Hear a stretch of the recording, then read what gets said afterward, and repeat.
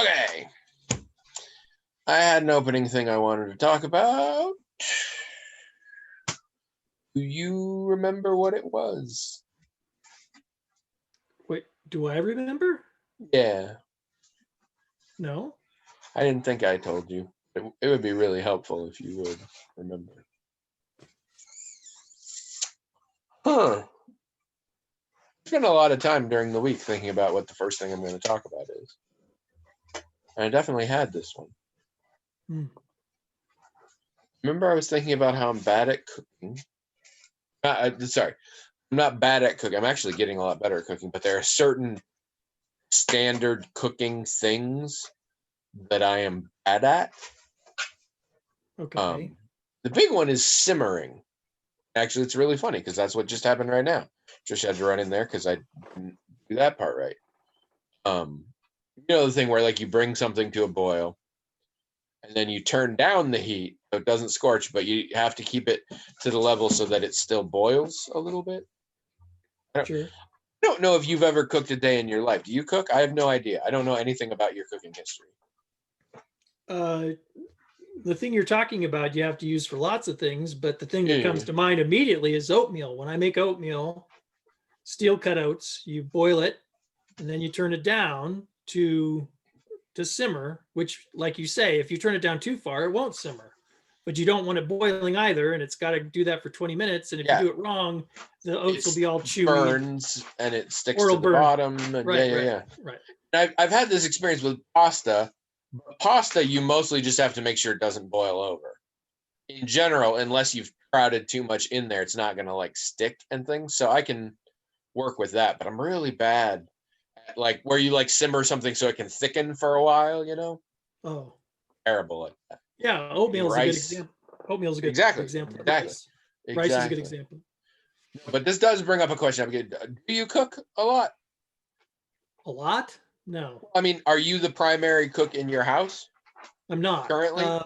No, for a couple of reasons. One, because Abby actually likes to cook, but she hates doing dishes.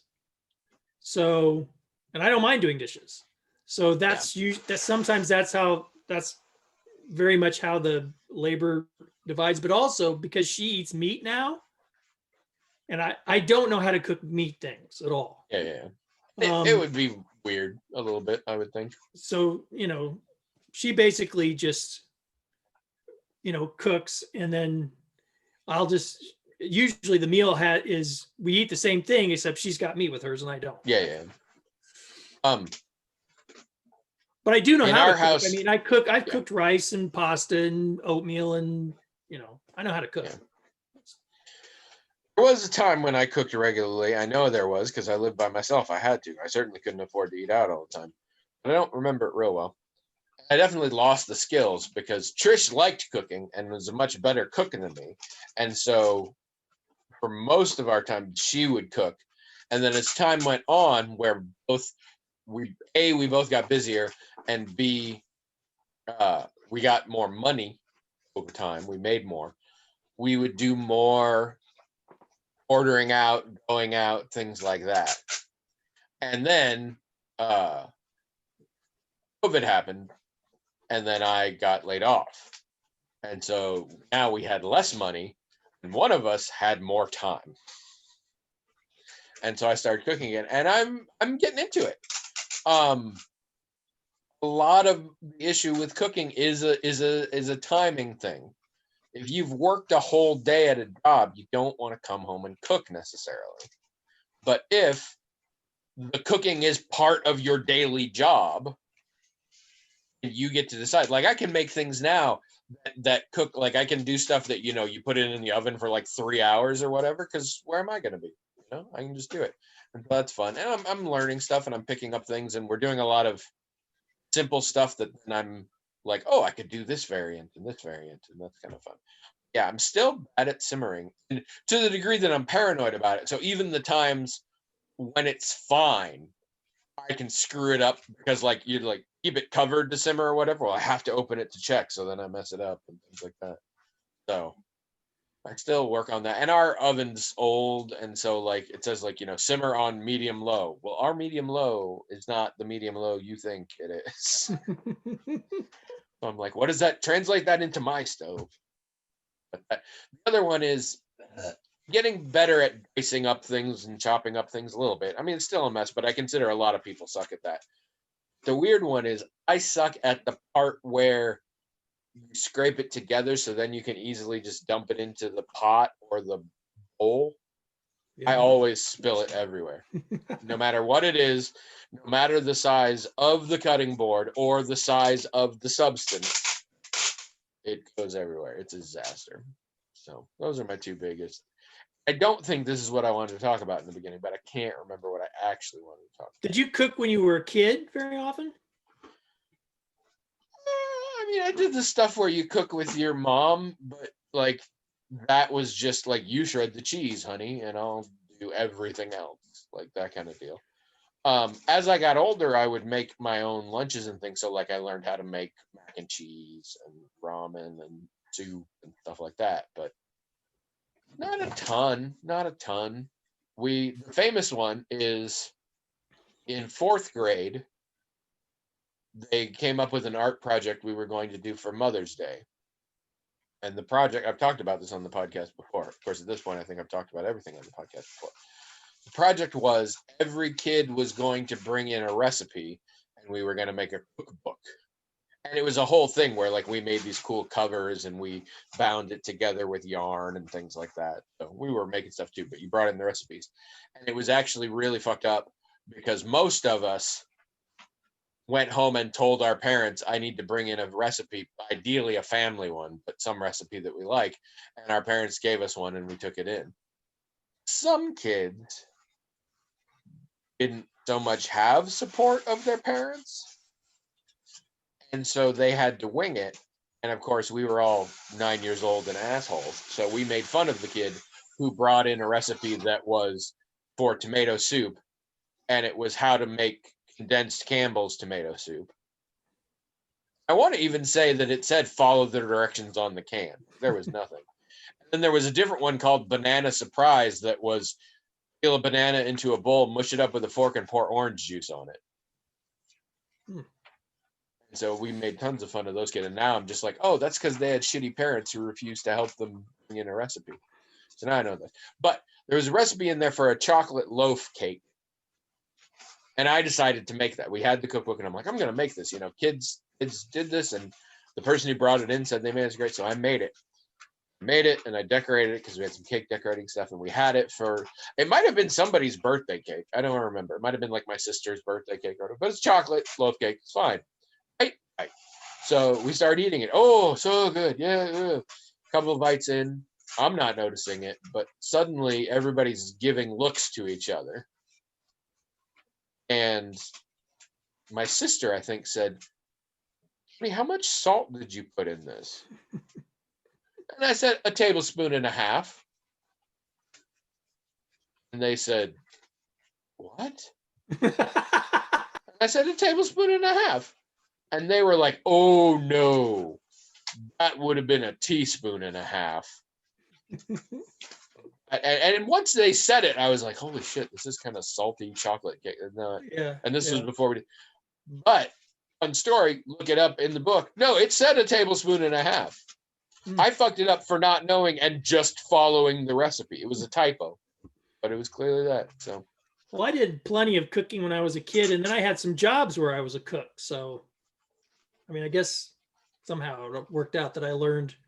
I mean, nobody taught me. I don't remember anyone teaching me anything. And when I cooked at home, I just did what I saw mom do, or I followed, directions. yeah. And then when I cooked for as a job, it usually wasn't anything that complicated, and you just did it. I don't know. So My mother, I don't think I ever got the concept of sort of the art of cooking. There were things that were just simple that she would make and that I learned how to make. Yeah. That were things like boil some pasta, saute some onions and some shrimp in a pan with some butter, and then put the pasta in it and toss it together with, these seasonings or whatever. And you don't have to measure shit, Right. And then I grow older, I'm like, oh, these are recipes, and I have to work at recipes.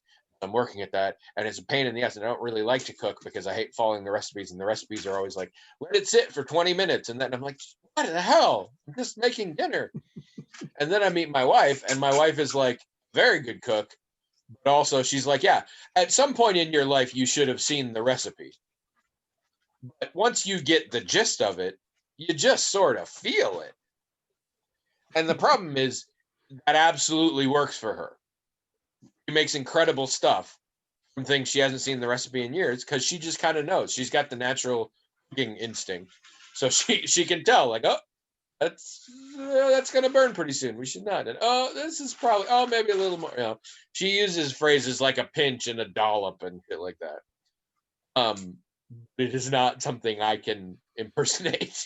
Yeah, I mean, my mom and grandma were really good at that kind of thing. I mean, So were her mom and grandma. She's got the touch. I think most of the stuff that I've cooked is either really simple, so it's hard to mess up, or I just follow the directions exactly, and maybe it might work out. But Abby can do this too. She can just do it. I suppose with practice, maybe that's something most people can develop. Well, but we have found to a certain degree. I mean, there's some tricks. Some tricks I do is I know this simple thing and I know this simple thing. Well, what if I put them in the same pot? Like that kind of thing, and I can create things out of that. And but also, so Trish, at 5 years old, saw a printout of a bunch of recipes, and they're just in her head forever. Now she's married to me, and she doesn't see them anymore, even remember what they are, but she can just do it. So then the first time she's like showing me how to do it. And she's like, approximately this much or whatever. And she'll guess because she's not an idiot. She can also be like, I throw about this much. That's probably a tablespoon. Just by looking at it.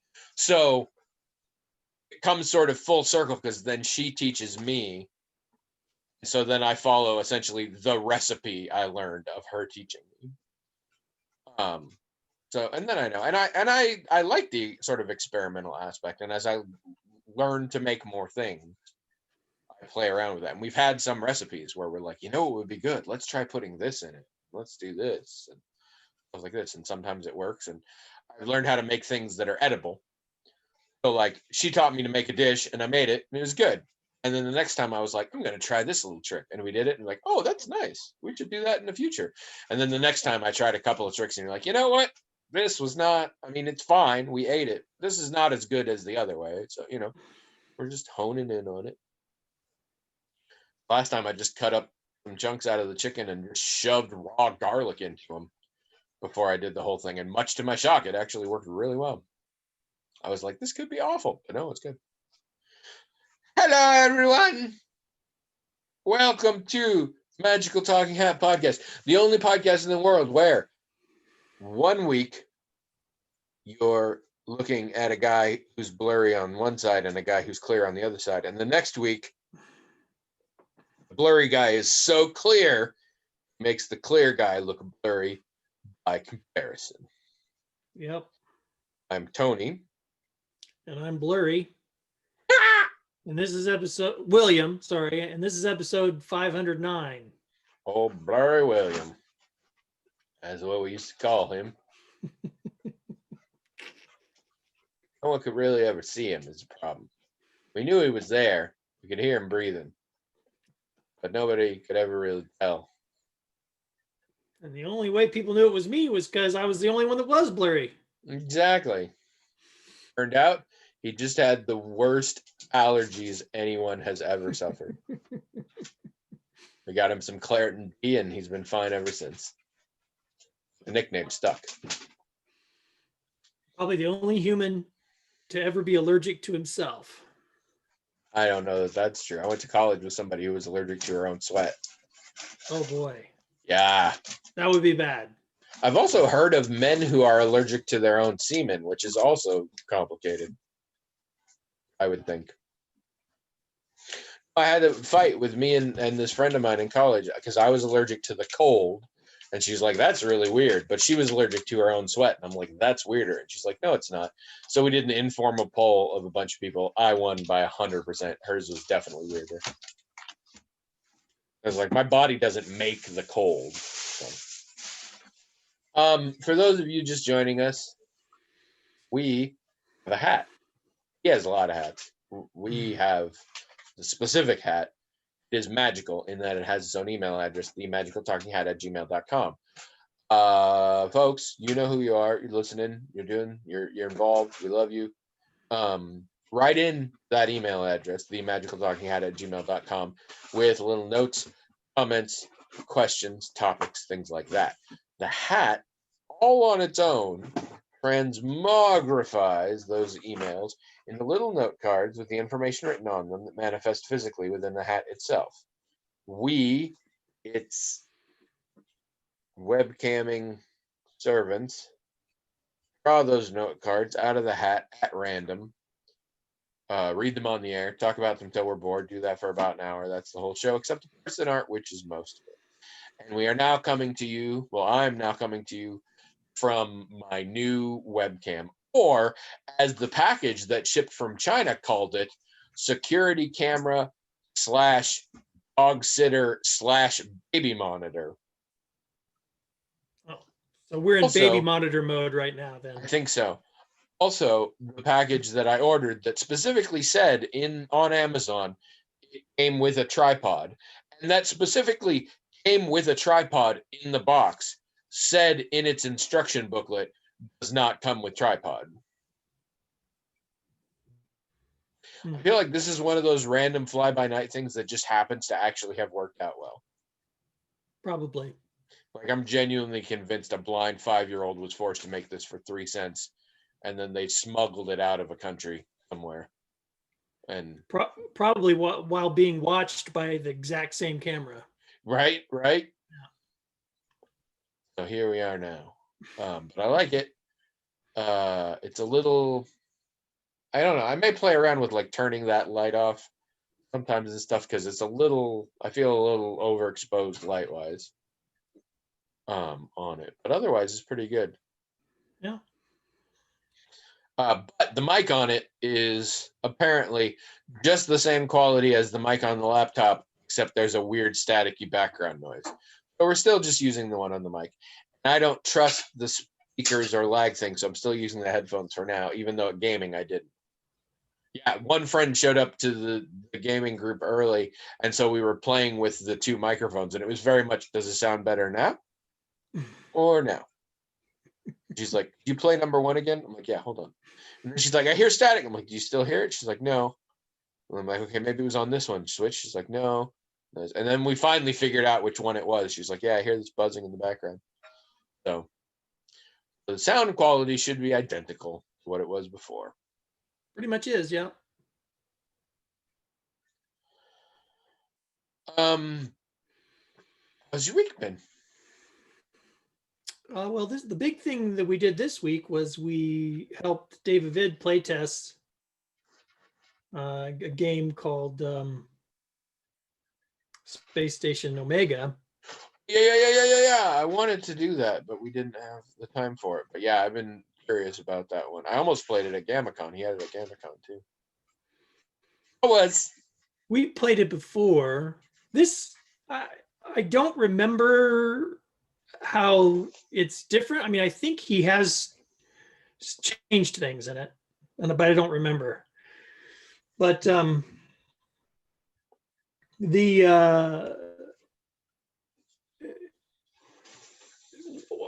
we were doing at first, or what we were doing so far, is character creation.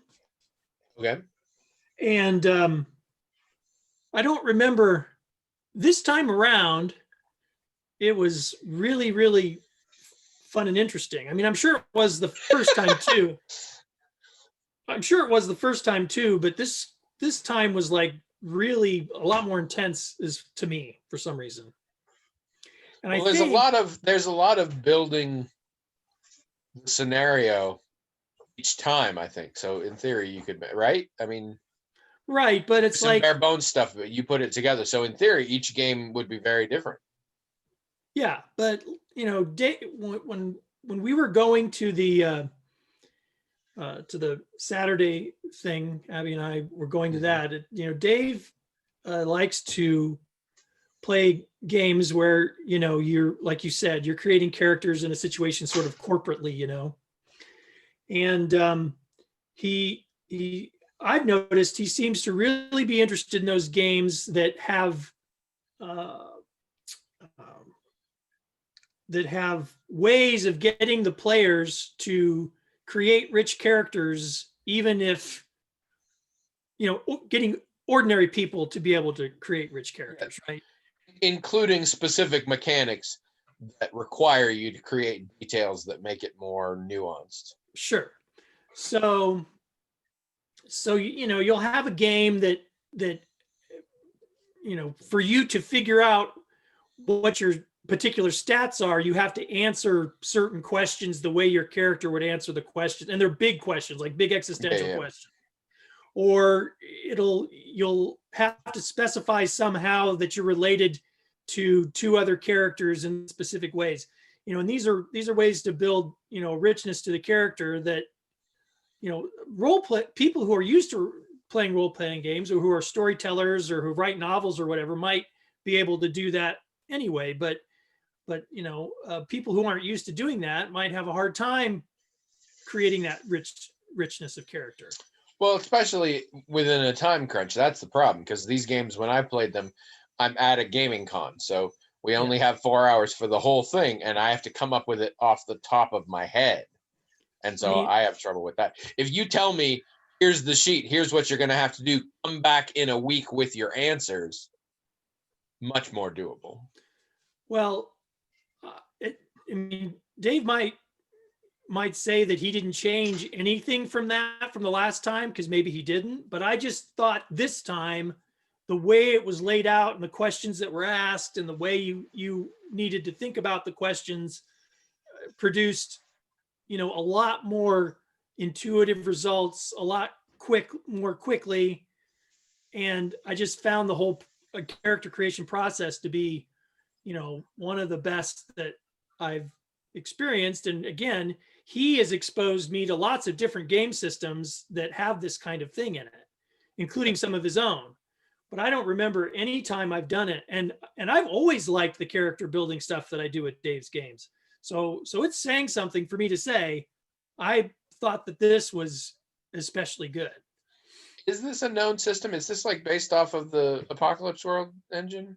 It's I do believe it's based off of something you would recognize, but I don't remember what it's Okay. called. All right. Dave, I hope he friend of the says show, long-time listener, get on the blog and tell us what system it is. I want to say it's powered by the Apocalypse, which I still hate, so I just call it the Apocalypse engine. Which is a system I'm getting very into, but it is tricky because each game handles things differently. But I really like it conceptually, and I keep wanting to make use of it. But I really well, need a generic version of it so that I can just do it on the fly. but then it took pretty much the whole session to sort of talk about how character creation is done and for people to create characters and things. So we ended the session with a little bit of work still to do. So that scenario you were just saying hypothetically about come back in a week with the character, we kind of have that opportunity with these characters. That's nice. That's nice. But the character creation, the way you're guided through it with the form is so good that, I mean, I've done a few things with my character, and I've helped Abby with her character, but for the most part, it was all just in the time that we spent on it. It all pretty much got fleshed out. It's that the process was that good. But the interesting thing about the characters that Abby and I have created, my character, I've never had a character like this before. It's essentially me, except a criminal. Is this a take a penny, leave a penny thing again? No, no. I mean, it's kind of what my character is a he's the boss of a smuggling ring, a trafficking ring, basically. Uh-huh. And but I mean, you know, he's his name is Bill. He's a his official occupation is a dishwasher, which I used to do that for a living. He's an You also anarchist. used to be head of a smuggling ring, so I No, mean, he's also layers. he's also an anarchist. That so his politics kind of motivates his criminal behavior. So it's like, but weirdly, even though I can see that this character is essentially me except a criminal, and I've never done that before. In all the times I've done role playing, I've always done a character that's, you know, I don't like do voices or anything like that, but I mean, the characters I've played are not me, they're characters, right? This is like Mhm. me except a criminal, and yet I feel like this is going to be harder to do than anything I've ever done before. Like it would be easier if it was like an alien species or something. I believe the phrase is holding up a mirror.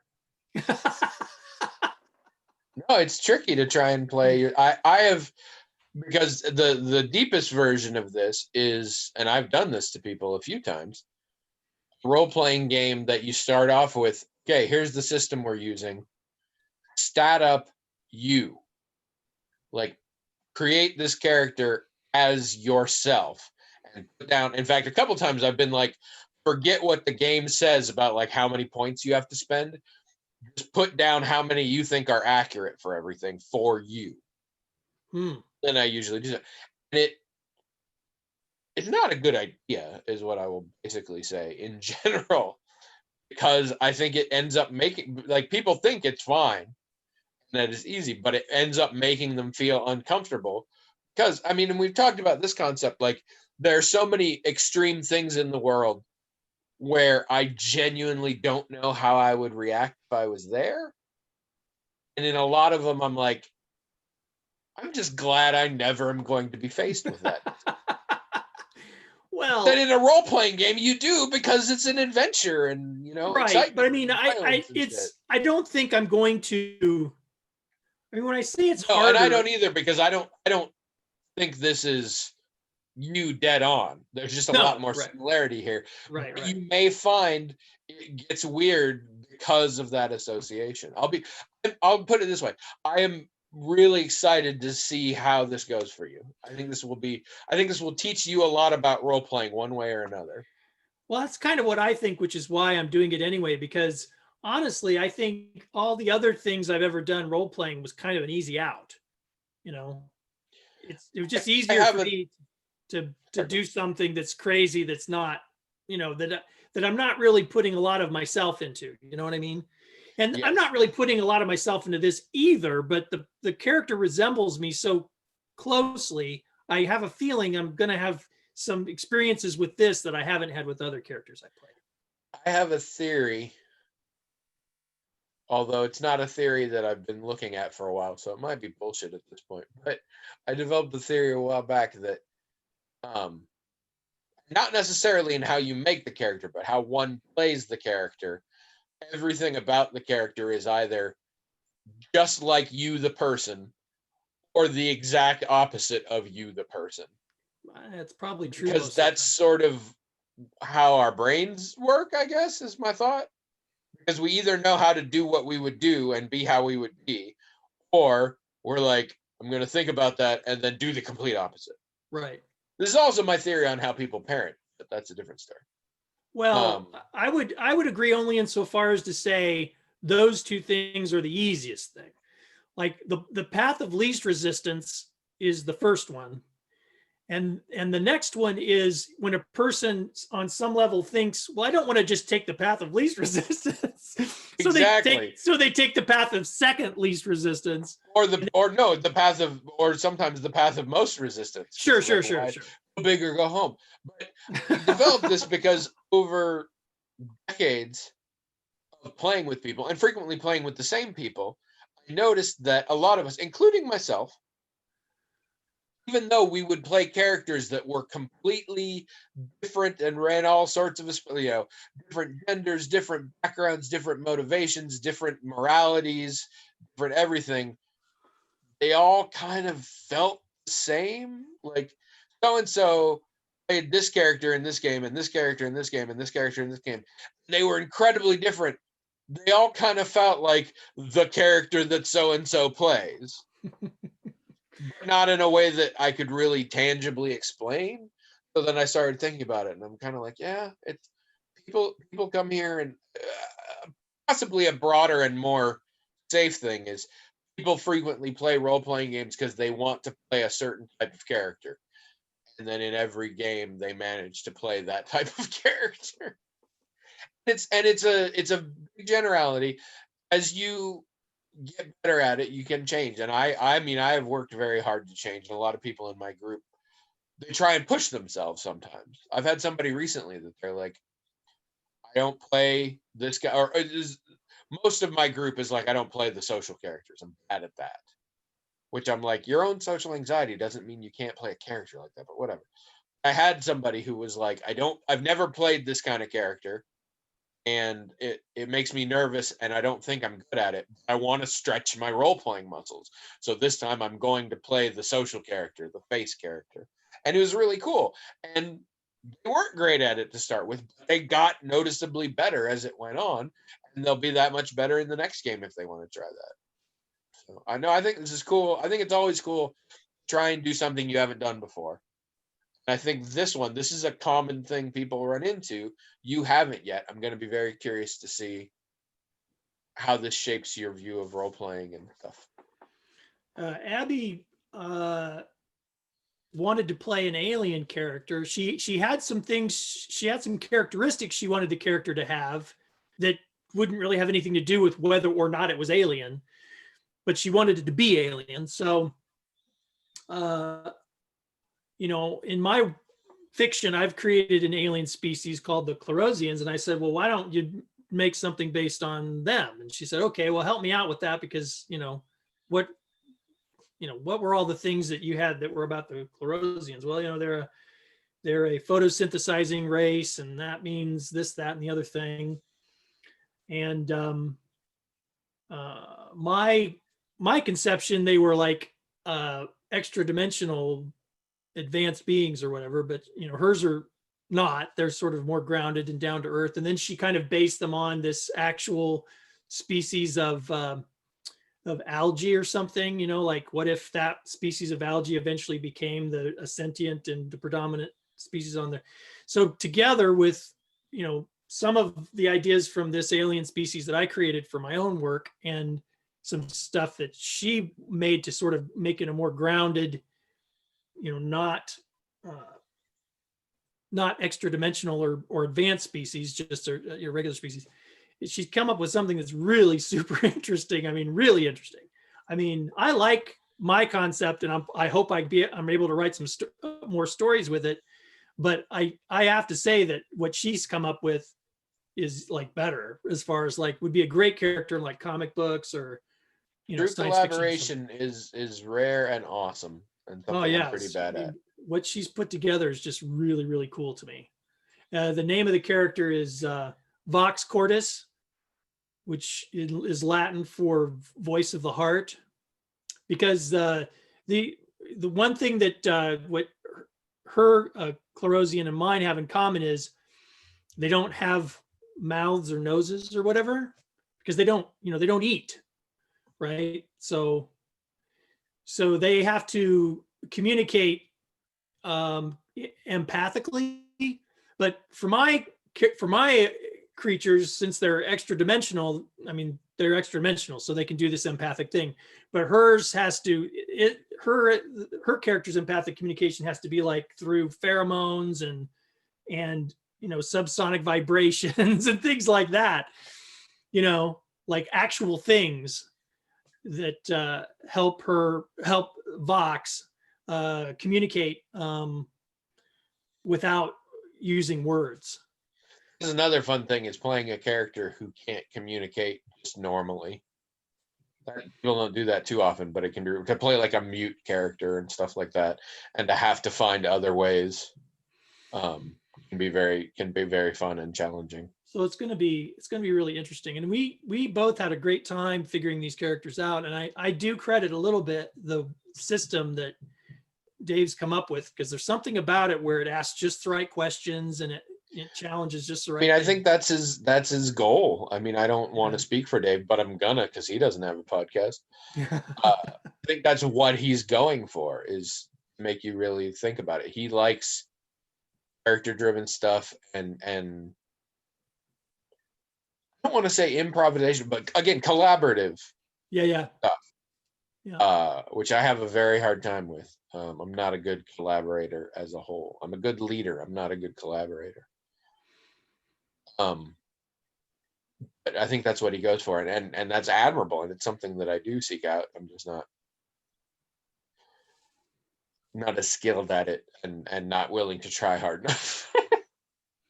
But anyway, that's been fun, and we look forward to doing it again on Saturday. So that's cool.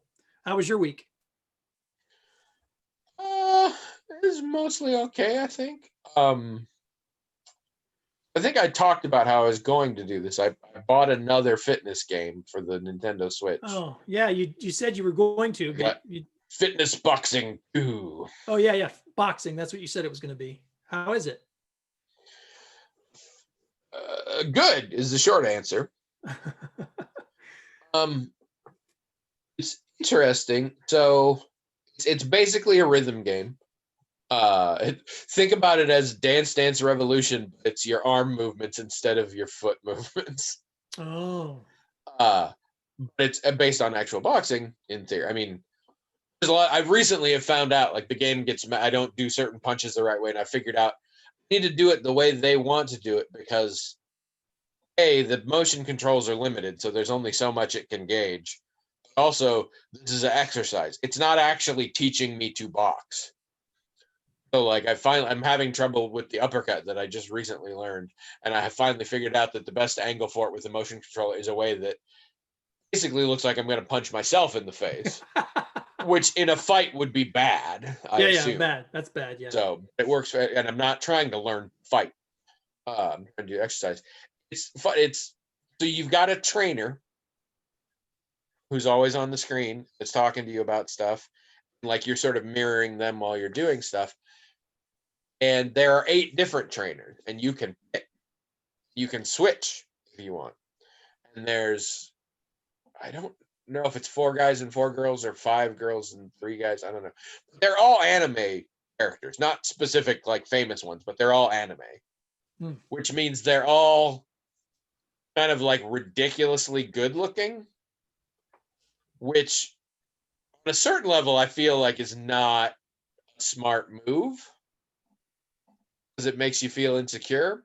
Oh. On the other hand, as soon as I was able to change, I picked the one that, her name is Laura. I think she best would be described as busty Australian Amazon, because I'm still a pervert. And so that's what I wanted to look at while I was exercising. And there's a whole deal where you can buy different outfits for them and stuff. So I, of course, immediately bought the most revealing, tightest thing that was currently available to me, which admittedly wasn't much, but still. So I'm like, this whole idea, I feel like, is running counter to fitness, But I realized it's more gamification. There's more shit you can do that makes you want to keep going, because I get tickets for, like, and I can unlock new clothes and stuff. And actually, the more I play, I unlock new songs that it will play for me and stuff like that. And it's all gamified and makes me want to do it some more. And my dream was I'm gonna try out all the trainers and see who I like. Because the first trainer, that's the default. Her voice was really grating to me, so I was happy to switch. Laura's sort of an alto, and the Australian accent is really sort of mellow, and I like that. I find I'm getting attached to her already. So I'm like, I could switch, but I don't know. She and I have been through a lot here. We've worked just today, because like like I said, I suck at my uppercuts right now.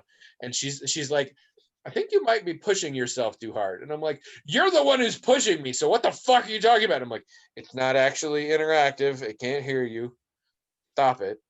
Like, don't do that. I find it's good. It's also really working the muscle. Like, my shoulder blades are sore in a way they have never been in my life. It's really kind of crazy. So this week I'm just doing this game to get the hang of it. I think next week I'll try and do a thing where 3 days a week is boxing and 2 days a week is Ring Fit. Oh, yeah. We'll see. At the moment, I seem to be enjoying this more than I remember enjoying Ring Fit, but it may just be the novelty. Sure. So that could wear off. We'll see. But I mean, I think it's a good workout. I'm pretty pleased.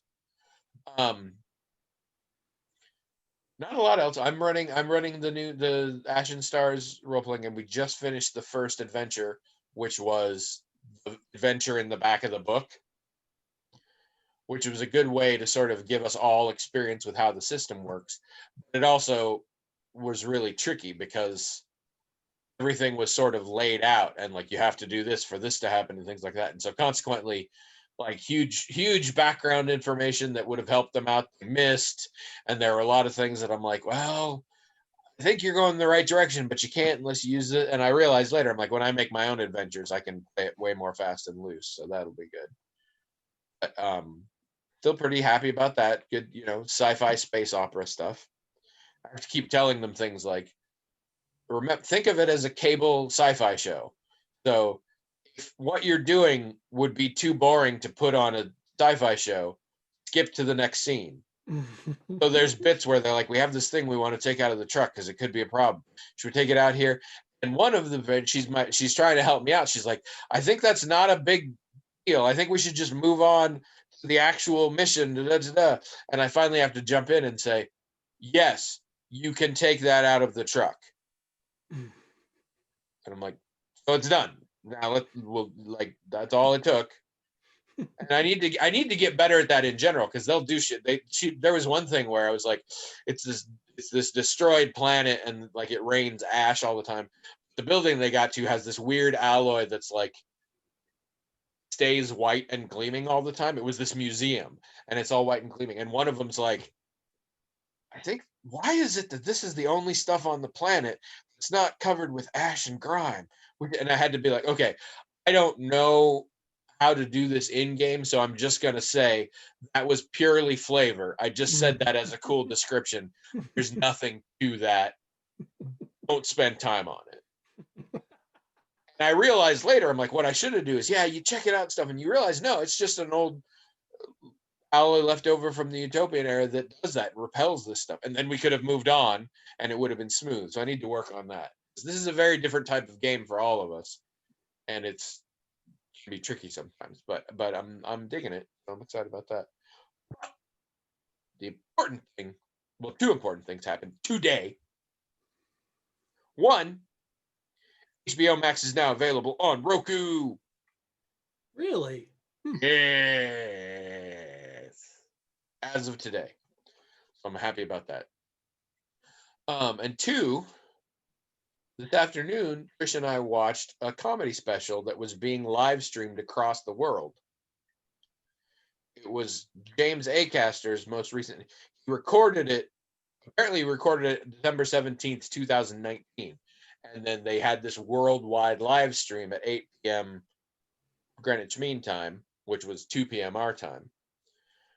Later on, they actually put in times for different regions because it was so popular. But it would have been either 8 p.m. Eastern time, which I'm like, that might have gotten in the way of the podcast setup, or 8 p.m. Pacific time. And I was like, fuck that. So we just watched that one. It's like, we're both at home, 2 o'clock, we'll watch it. And it was long. It was 2 hours with an interval in it. It was really good. It fascinated. I love James Acaster already. And that's part of it. I feel like in some ways this is one of the best shows I've ever seen. But there's a lot of backstory tied into that. This show is largely about him spending 2017 dealing with severe mental illness issues. But it's hilarious, and it's not like Nanette, which was a great show, and no offense to Anna Gadsby, but parts of that like made me feel uncomfortable. And we've talked about like I had no, none of that here, but it's dealing with some real stuff. And it's fascinating because James Acaster is clearly a young kid who had some, like depression issues or whatever, that went undiagnosed and was incredibly creative and could come up with funny shit.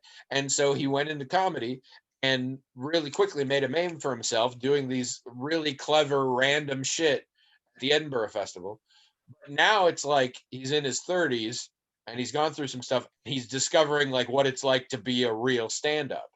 Because if you get into sort of the background of stand-up comedy, so much of it is like crippling mental illness issues that they are using uh, performance as a catharsis for it. Sure. Like so many comedians talk about that kind of thing, and issues with rejection and issues with wanting to be liked by everyone and things like that, needing attention and all that. And they'll talk about it. And so it's really, but it's still like it was, the material was completely different than what James Acaster did before. It was solidly James Acaster, and it was just neat to see still 100% his voice, but it's, the craft has matured such a great way, and it was awesome to see, and it makes me really excited where he's going to go. Hmm. It's such a great sort of evolution of his comedy, and I really, really enjoyed it.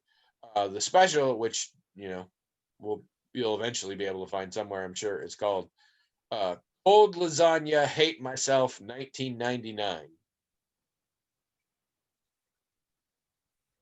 I mean, I do kind of know why, but there's the reasons it's called that are not useful. Um, and part of it can be explained. It was named way early in its conception, and some of that title no longer applied accurately. Okay. It was there, so that was really cool. We watched that today, and I laughed my ass. I was one of those, like, I laughed consistently out loud like through the whole thing. It was really good. Good. And it's funny because he has a whole bit up near the top about when he was on a charity episode of the Great British Bake Off. And apparently, he had just gone through 36 hours with no sleep and the worst jet lag of his life just before they recorded it. So he tells this whole story about it. I've seen the episode, so I remember all this. And as soon as we were done, I went to YouTube and we watched like a compilation of his bits from it. And it looks so different now because it's him being like, originally it's like, yeah, it's him being funny and goofy and all this, and now it's like, no, that's him genuinely being semi-delirious and them editing it just right. And like he talks about like lines he said on it. That was the thing, is he felt really embarrassed about it, and he's like, it's not a big deal or whatever, it's Bake Off, people don't even watch the charity ones. And he's like, I'm a meme in America now. And we're laughing at that. And he's like, yeah, there's this meme. I didn't even know it was a thing. And I don't remember saying it, but apparently there's a part. It's just 3 panels. And it says, started cooking, had a breakdown, bon appetit. I turned to Trish and I'm like, he fucking said that. He said that exact thing. And we went back and watched. And yeah, he presented them with his dish and it was disaster. Like, it hadn't cooked. It was still like soupy and stuff. And so they said, so how'd it go, James? And he tells the judges, he's like, well, started baking, had a breakdown, bon appetit. It was really funny to me to be like, that actually did happen. But yeah, it's a really impressive concert. I highly recommend it when one can get ahead of it. If you hear this early enough, so basically jazz, and maybe Dave sometimes listens like immediately. You probably could buy a ticket to the live stream happening at 8 p.m. Pacific time if you really want to. So jump on that. I think it cost like $13. I brought the British one, so I paid £10, which came out to like $14 plus a 14-cent international charge. But I believe the American tickets are 13. I don't know why I did pounds like this, like it's not real money. Pounds. The crazy shit they have over there. It's different colors. It's great. We started watching the most recent season of Doctor Who because I finally figured out it was on HBO Max. and we hadn't seen it yet. So the second Jodie Whittaker season I Oh, started watching, and it's making Trish question if she still wants to watch Doctor Who, hmm. which is funny because I'm enjoying it. Meanwhile, I'm not enjoying this season of Mandalorian very much. But I'm realizing that my feelings on them are incredibly similar. I can't tell you why, like, one I'm giving more of a pass to than the others, but this season of Mandalorian in general is way too Star Wars for me, and it's pissing me off. It's got too much. It's bringing in like canon material that I'm like, these are the parts of Star Wars that annoy me. Stop it. And it also likes to do the hand wavy bullshit where like, oh, things are terrible, and then at the end something random happens and we're safe. And Doctor Who does that nonstop. The only thing I can think of is Doctor Who has a lot of personal melodrama, which I can sink my teeth into, and Star Wars has epic drama, which I couldn't give less of a shit about. So that may be part of it, but we'll see. I have been collecting Baby Yoda gifts, so. What are you gonna do for the holiday? Are we recording Christmas Eve? I mean, obviously not right now, but are we? Is our schedule clear for that? I mean, I think I'm fine. I don't think I am. All right. I think we probably should try to record it before. Yeah. All right. Well, we can Not that schedule it. I'm I can make that work with. not that I'm going anywhere, but I think You might be Abby, doing shit. Yeah. yeah, wants to do. You know what we're gonna do for Christmas? No. I didn't think you did. I'll tell you. We're making Detroit style pizza. So you remember I've talked about Detroit style pizza before. Yeah, but I don't remember what Detroit style is. It's not super important. It's the thicker crust. You don't put the sauce on it at first. You put a bunch of cheese and it melts over the edge. So there's like a ring of browned cheese around the outside. And then just before it's finished baking, you dollop some sauce on it. There was a place in Cedar Rapids we had it. It's really good. People who know it really love it. And there's this celebrity online chef whose name is Asian and Hispanic at the same time, like Kenji Alberto. So I don't know, but I'm saying this, and hopefully some people know who I'm talking about. But anyway, Trish watches his stuff, and he makes a lot of cool stuff. And he decided he wanted to make Detroit style pizza, so he worked to come up with the best recipe to do it, and he did. And it included specifically, you need this certain pan that this one company makes that is made to do this. And so she's telling me about this, and she's like, we've already talked, like, we'll probably have a nice meal that night, but we're not going to do a whole turkey again or anything like that. And she says, like, the pan's like $30. What if that's our Christmas present to ourselves? And we'll make Detroit style pizza based on this recipe for Christmas dinner. And I was like, I'm there. So the pan showed up. I washed it and seasoned it the way I'm supposed to. And yeah, so Christmas, we'll do that. That'll be tasty. Should we draw a thing? I don't know how long we've been here, but it's a while.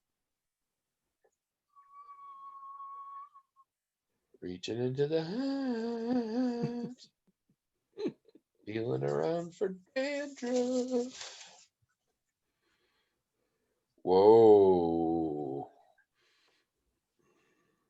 This is weird. Remember how we had the first ever double digested question? Yes. It's happened again. Is it Beth again? It's not Beth, which is surprising. It is hard hat number 1, Mark McKibben. Ooh. See, a lot of people would say this never happened and this happened twice so close together. The hat must be getting lazy in its transcription. And I can see how you would think that.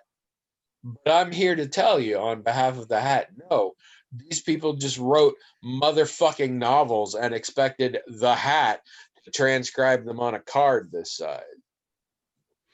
Mark is playing the game with us, and also his wife, who goes by the moniker Darth Delicious. She's playing too. I knew that. How did I not notice you were on that email? Because I was on that email.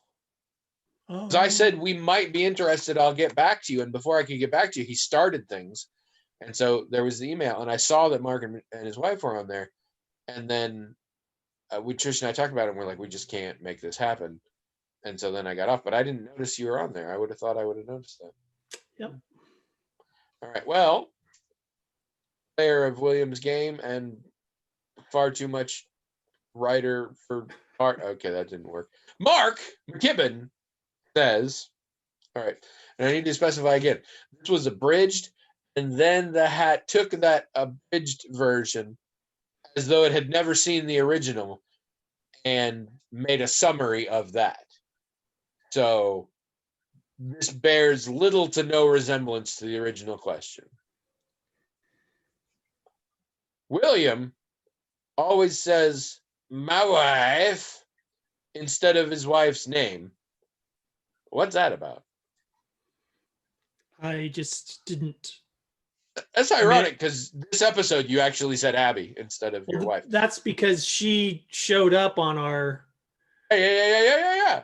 Okay. Sorry, episode. you answer this because I think I'm curious as well. I have some theories, but Well, I just never.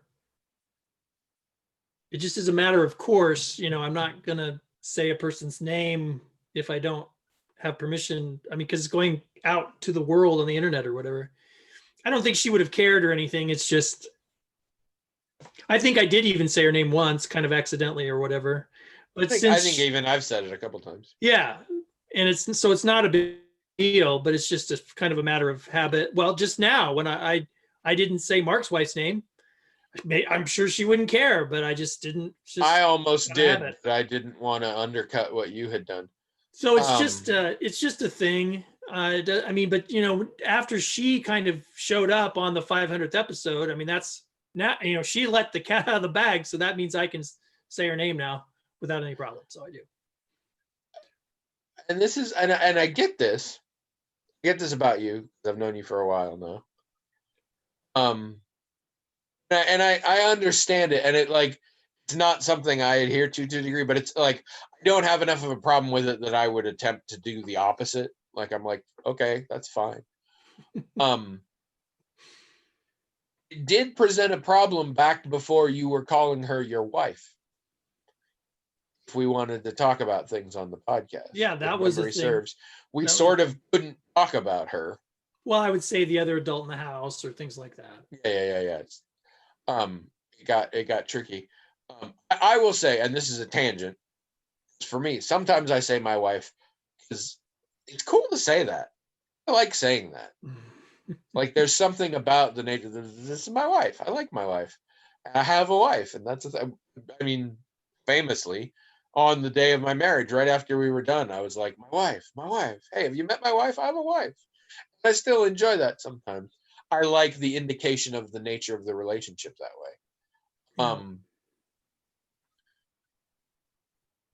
But in your case, you are very private about these things. And I understand that. It's also super weird. To the degree that you and I became friends, I was friends with you for probably a good year or more. And again, not because you said this, but because of how much you omitted, I was genuinely under the impression that you and she lived in the same house, but were platonic friends. Well, I mean, there was a long time where the relationship was. I don't know if I would have used those particular words to describe it, but and as I said, you didn't. No, but there also weren't other words to describe. I mean, I had my own room, my own whatever. Yeah. Well, you kind of still do.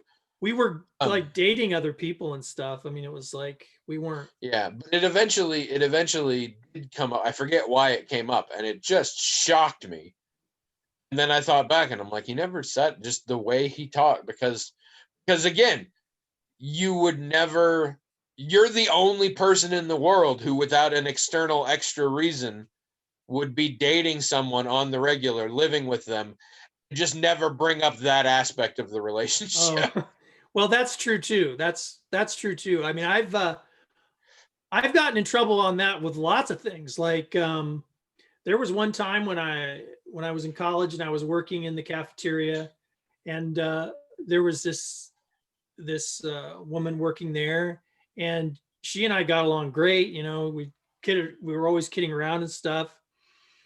But I mean, and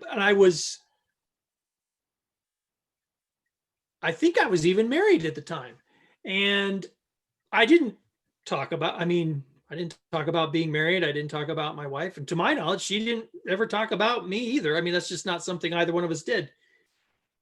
Not Abby. This is my first wife. Yeah. And, and she, and did one day I was working, doing dishes, and she said something like, "Why didn't you tell me you were married, or you never told me you were married or whatever?" And I said, "Oh, well, I mean, yeah, I'm married." And I kind of thought people did know. That's another thing. I didn't make a big deal out of it because I was pretty much the only person who worked there who was married, who was a college student, Yeah. And so I was a little baffled as to why she was even asking this question. And I stayed baffled until I asked somebody about it later, and they said, "Well, she must have thought that you guys getting along was going somewhere." Yeah, she must have been thinking you guys were flirting or something. Yeah. Yeah, it's like, Which oh, that's the thing, and I get you now, because again, I've met you now. It makes total logical sense. It also is not remotely how our society works. To the degree that when this came up, I had been working closely with Abby. And at the time I think Trish and I weren't dating at the time, or so I don't know. But it had come up. I kind of was a little interested in her. And I even said to you something about, like, I wish you told me. I had been honestly thinking about maybe asking her out. You said to me, "You could do that. That's fine." yeah, I remember that. Yes. And again, it made logical sense. You guys were not in an exclusive relationship. It's also an insane thing to tell your friend when your friend just found out that you're in a relationship with this person you're living with. You're like, "Oh, no, but it's fine if you want to ask." No, it's not. It's really not.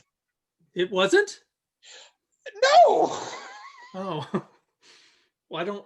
It's not. I mean, and you also said I don't think she'll say yes, and I now know Abby better, and you wouldn't have. I also know it would have been terrible and all sorts of things.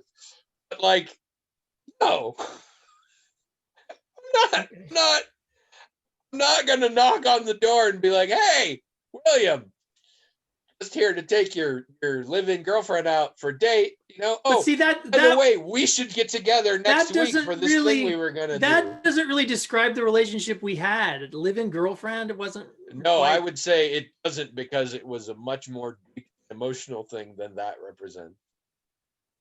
I mean, I don't know. I mean, it's Then we get been a into long. the whole intimacy versus romance versus sexual issue as well. But I'd say no, nobody had any business trying to get in between that relationship. And I didn't know it existed for the first couple years of our friendship. That's the thing. Now that I know you well enough, I absolutely understand your train of thought, and it all makes perfect sense unless you live in our world. Okay. You know how people work. I mean, there did come a time where it was clear that, I mean, to both of us, that we had a relationship that people would conventionally consider a romantic relationship, or a couple or whatever. Yeah. That was, we weren't seeing any other people. We weren't inclined to do that, and then very shortly after that, it was very clear that, we were heading toward a common law married kind of thing, which that's what we are. We're common law married. Yeah. So it's like, it's just a thing that just developed. I mean, we were friends for a long time before our respective divorces, and actually before the respective divorces, there was an acknowledgement that we got along better with each other than with our spouses, and there was the potential for something between us. outside, once we were out of our marriages, something between us to develop after that. I mean, all that was a thing, Yeah. but the thing is, I'd made this mistake before. I was engaged to someone for like 3 years, and then we had a terrible breakup. And then within 8 months after that, I was married to someone else. That was a terrible idea. That was, Yeah. I just know I should not have done that. So when, when at the end of our respective marriages, there was all that stuff going on, my thought at the time was, I don't know if this is real or if this is just, a repeat of the thing that happened to me before. So, I mean, yeah, I have these feelings and I'm not going to pretend I don't, and I'm going to talk about them honestly and whatever, but I'm also not going to jump into some other thing. That'd be And crazy. potentially tell the world, because then that just creates entanglements, make it all the worse if something happens. Right. And now at the same time, get though, that. I was already a godfather to the kids. I'd known them all since they were infants. And so, I was still involved with their lives, and she was still one of my best friends and all that stuff. Yes. But I lived in an apartment and I stayed in that apartment. I didn't, move out of there. Yeah. And we lived separate for a long time. And then when she got this house, she thought she could use some, help, and she was going to rent it out or whatever. It's like, yeah, rent it out to me. That's fine. And so that's how that all happened. And then, just eventually I felt emotionally mature enough or emotionally stable enough that, when certain feelings were there or still there or were there again, or however that works, I was like, we can do this. We can commit to one another on this deeper level than, Then whatever. a few years later, you started telling people. Right. Well, or it's not like it was. No, but this is a thing, though, because the nature of an intimate relationship, at least in a very broad sense, is a defining characteristic of individuals. It is an important part of one's life. If one does not talk about it, at least sometimes casually, it can give the impression, often to the other person in the relationship, that it is not as important to them, because otherwise, why wouldn't they bring it up more in their life? Or that they are somehow wishing to hide it. And I'm not saying that's what happened here. What I am saying is, for a while, if you may recall, I constantly referred to her as your fake wife, meaning I considered you guys essentially married, but you weren't. And I realized later that was the wrong way to term that. But yeah, I call it for a long time, until your, at the time, not wife, now wife, emailed me privately and said, could you not do that? William and I have a serious thing and we're really committed to each other, and it sounds less significant when you say that. This is the same one who you didn't intend to call your wife in public until you found out that she actually really liked that idea. This is not me saying you do anything wrong. This is me giving you lessons of functional society. I'm saying this is how people, this is the other version of your reasoning, how other people can perceive that. Sure. But I mean, things just evolved the way they did. And as someone who married you, I feel like she also knows you. So well, yeah, probably like, and that's the thing. Like at the time, it drove me crazy because I thought you were history's greatest monster. Now that I know you well enough, I'm like, no, that makes perfect sense that was how William reacted. And I assume, again, knowing you better than I do, she's like, that's how William is. And well, but also we communicated, we didn't just sit there not talking about anything like no. You probably didn't have a lot of talk where you were like, I'm not really going to talk about this when I go see other people in the world. That's cool, right? Because why would you have that? That's a weird conversation to have. Well, right, but I mean, you'd have is it okay if I do talk about it, which is a different conversation. Yeah. That would have happened much later because you're perfectly comfortable not to talk about personal details. Was yes, and she didn't I mean, that's another thing is like me not mentioning her name on the podcast. That was partly me because that's the way I am, but it was also her. She doesn't. I was, Yeah. I didn't know that she would be okay being on the 500th episode. Didn't know that. She could easily say, no, I'm not going to do that. That's putting myself out there too much or whatever. She's very careful about what she puts on Facebook. So she's a private person too. No, which makes sense. But I'm And saying that again, this is how people who aren't you could potentially perceive it, and it's a thing you have to watch out for because one thinks in one's head. You have to watch out for what you say. You have to be responsible for what you say and how it impacts other people. This is one of those things where you also have to watch out for what you don't say, how that potentially impacts other people. Right. I mean, that's what you just said. I've struggled with that my whole life. You almost never get in trouble for shit you say. You get in trouble for shit you don't say. Yeah, all the time. All the time. I am the exact opposite. I have discovered the least trouble I get in is when I say the least things. Well, the thing is, part of what happens there, though, the reason I get in trouble is because, and what you're really talking about is that there are certain things that our culture assumes unless you say otherwise. And to the extent that you're the one at fault if you don't say otherwise. I mean, I can't say it as a defense. I mean, I can, but no one's going to accept it. I can't say, well, I never said that.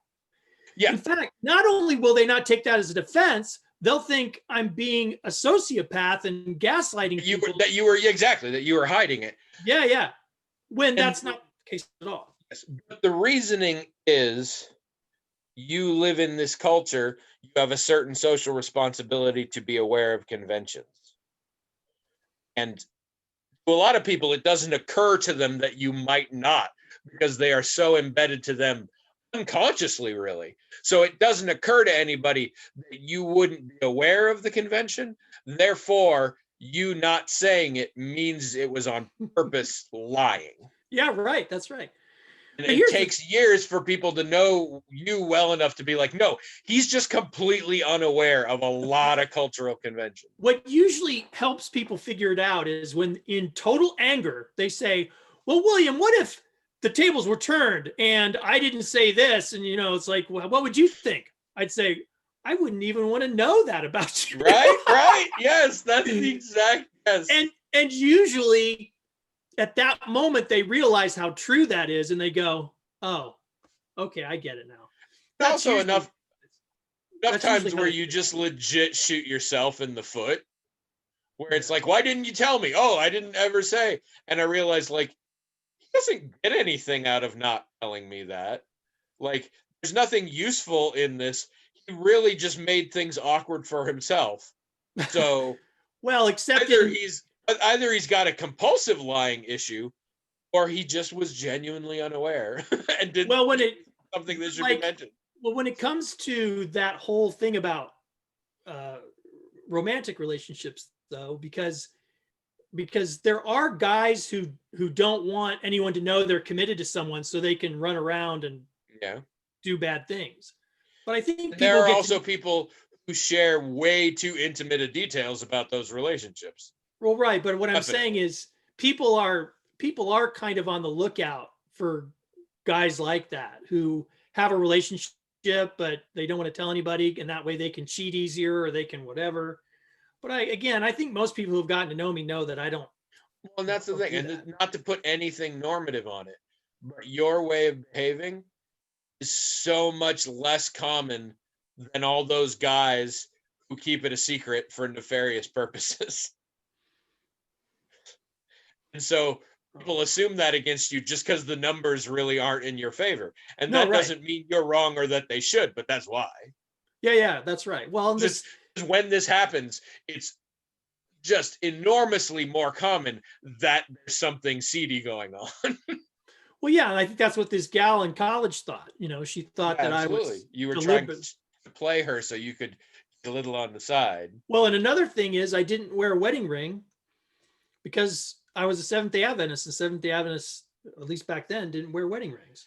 That's a thing, because a lot of people don't wear wedding rings for a lot of very legitimate purposes. But movies and TV have taught if you're not wearing it, it's because you're looking to hook up with some strain. Yeah, and I think that got me in trouble a lot Yeah, too. It's like, that's a huge thing. Movies and TV teaches a lot of bullshit right into that kind of stuff too. but yeah, Um, it was just, it was what it was. I mean, and I do have to admit that, I mean, now that things are the way they are, it is a lot simpler. I mean, yeah, obviously I don't run into any issues like I used to, and they would totally waylay me when they happen too. And Abby thought it was hilarious. She thought it was yeah, so funny. It's like, I didn't think it was funny. I hated it when it because happened. part of the cultural assumption is a whole lot of shorthand happens that way. So if you're having a conversation and you don't want to say my wife, but the logistics of the story you're telling have to bring up the fact that it's a person who lives with me and it's just the two of us and we've been together for years, like, and all of these details, and you have to explicate them. Whereas if you just say, so my wife, then you can move on with the story. And we've all assumed several things. You're living together, you're very committed, stuff like that. So that's part of the thing, how I start to realize, well, not how I, but how one who gets to know you starts to realize there's no nefarious intent, is you're just making life harder for yourself. Like, if this is your dastardly plan, you are the worst at it as anyone, because you are getting nothing out of this but like No, extra communicative roadblocks. but it's just, I mean, there are a lot of things that I grew up, that's nobody's business now. But what makes it complicated, though, where I come from, it's not complicated. What makes it complicated is like the internet and things like that, where you don't know who's going to hear what you're saying. So it's like, in my brain, what my mind wants to do is to be the most, you know, cautious. Maybe, and I'm not saying that makes any sense or that's rational. That's the best thing to And do. respectful. Yeah, that's just what my brain does. It's So respectful to not say things about people without knowing whether or not they'd be okay with you saying those sure, things about them. but of course, I'm sure You I just take overdo it. it to a molecular level. Right, I'm sure I overdo it. I'm the first to admit that. But it's like at the time, I don't. I'm just do it. I don't really Yeah, no, reflect no, no, on no. it. And that's the thing. I know this now about you, and it makes total sense. But it takes like 5 years of knowing you for it to click, I know most people which don't is have lucky. that. So everybody who's been listening to the podcast knows now too.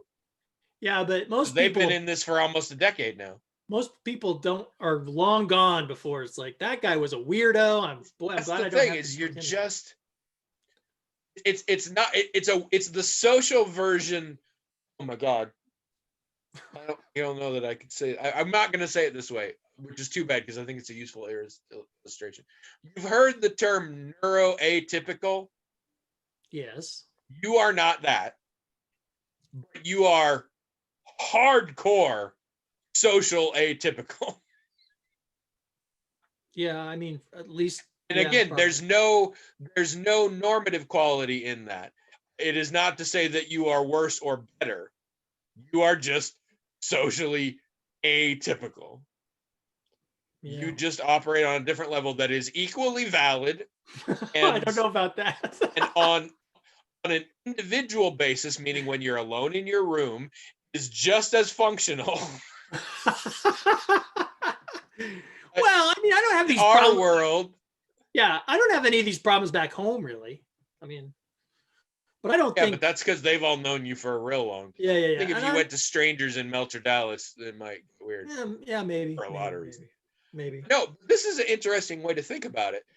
Okay, making the comparison to autism, and that might not be fair. I don't know. I freely admit autism is complicated. I'm not about having been learning about it recently. Really great way that people talk about it is I interact with the world differently than others. My brain operates in a different way, and it's not good or bad, but it means I need a set of tools to help me interact with all the people who are operating in the typical way. Mhm. If you think about it this way, potentially you finding a set of tools to help you interact with people who view social interaction and obligation differently, which is everyone, this could be useful for you. Now, I have no idea what that would look like, and I have no idea why this has become me psychoanalyzing you. I know what it looks It's like. fun, so I'm gonna do it. I know what it looks like. Hmm. It looks like Podcast. no. It looks like first of all, asking people I'm with who I think know, like you or Abby, or like I'll send an email to Jazz. I'll say, "Can you explain this to me?" I lie to you a lot though, just to see what happens. So I might not be Okay, a good but person. another way it looks is I have conversations with Abby, you, or Jazz, and like maybe a handful of other people in my head. Oh, You don't lie to me in my head. really? Are you sure Yeah. it's me? It sounds like you. Yeah, that And could be somebody else lying about being me. No, but I will say you and I also do. I assume you do this with other people you're close to. We do postmortems on experiences you've that's right. had. Yeah, that's right. Some of them So, we do on the air, but some of them we do off the air as well. but And that makes sense. when I talk to you in my head, I mean, it's in my head, so there's probably only so much the voice in my head can do. But there's insights there that I'm pretty sure you would say that I can only think of when I think of it in your voice. And Or you've in all this time I've gotten to know you. You in theory have been getting to know me. So even if it's not necessarily something that's intuitive to you or even something you necessarily understand, you're probably pretty good at guessing how I would react in situations. Yeah, right. Sure. Yeah. That's a So good way to so put you it. can use that as a cautionary tale and just sidestep whatever that is. Yeah. Well, I mean, the Tony voice and the Jazz voice and and my mom, she's in there too. All those, they're just We ever sing together? I feel like we should sing they're together. just sitting at the table. I mean, they're not driving Yeah, the oh, no, yeah. bus. They're just saying, it's just my way of saying, well, what if Tony was here, what would he say? You need bracelets. Or if mom was here, what would she, WWTD, WWJD, except that one will get confusing for people. or what if mom was here, what would she say? And I think I know all those people in my head well enough that I have a fairly good idea.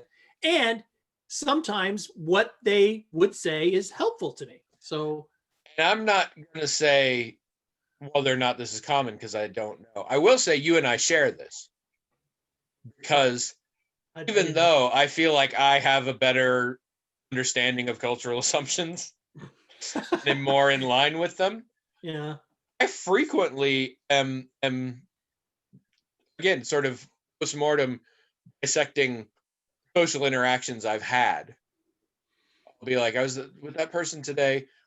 They seemed off. They seemed to not like, or like they didn't respond well to this. I wonder why, and I'll think about it. And sometimes I just make rules like don't talk about X around that person anymore. But sometimes it's more like that wasn't good, and I don't know why. Is it something like what did I do? Could that have been a thing? And I try and change my behavior based on that. yeah, And so I think that is a useful tool set regardless. So that's nice. right. Because I have a lot of things with my friends where I don't think I'm good friends to them. And it used to be just guilt. I'd feel bad. I had it with the podcast. Afterward, I'd be like, oh, I was just really mean to William, blah, blah, blah. And nowadays it's more like that didn't go like it goes when it's good for us. What happened? And I'll look at me and be like, oh, yeah, I did that. And William doesn't respond well to that, or that's pushy, or that's shouldn't have worded it that way or something like that. And I don't feel the need to be like, I am so sorry for how I was last episode. I just am like, remember that you did it. I did not do it next time. I get it a lot with my gaming group. There's a lot of stuff where I'm like, this session we weren't yelling. Was it how I was approaching things and stuff Right. like that? And you come up with answers. I believe that introspection is very important. Yeah, I agree. And it's a very useful tool. Wow. Yep. I feel like with this extra long episode, we sort of ended it just sort of tapered off there. Like, We ended on the bombshell that, self-knowledge can be valuable. Well, it's always good to be reminded of things, even if Yeah. they're basic things. Sometimes those are the very things that we forget or need reinforced. Later on, I will think very carefully about what I could have done to make this ending better. Okay. And I'll adjust for next time. I'm just growing progress all the time. Yep, Also, progress. because I don't know of a better one, we're gonna call this adult onset barbecue donut. We're just not ever gonna explain it. So Okay. this episode is called Adult Onset Barbecue Donut.